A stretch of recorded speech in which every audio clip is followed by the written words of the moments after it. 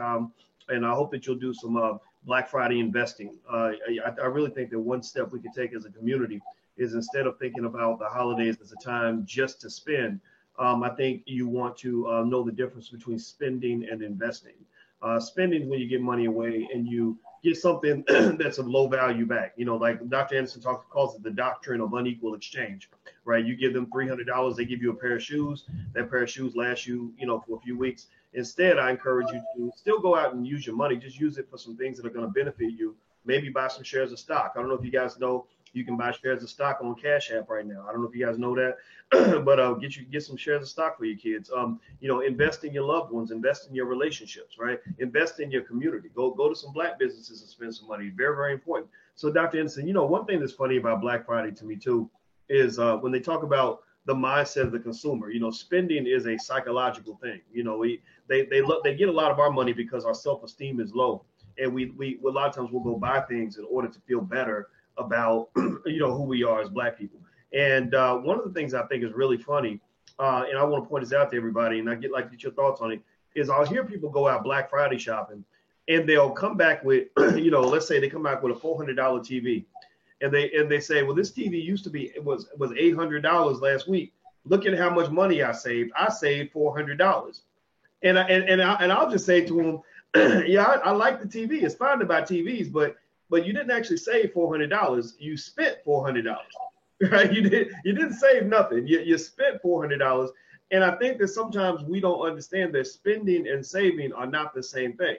You know, even if they, you know, if somebody is going to charge you this much and they only charge you that much, then you're thinking I saved this much, when really you spent that much. Saving means that whatever amount of money you had before, you have more money later.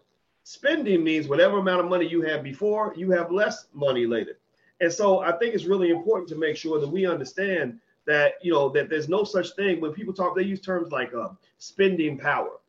Well, I don't think there's a lot of power in the community that spends all this money, or being a savvy consumer. You know, that's almost like saying that you want to be a high price hoe.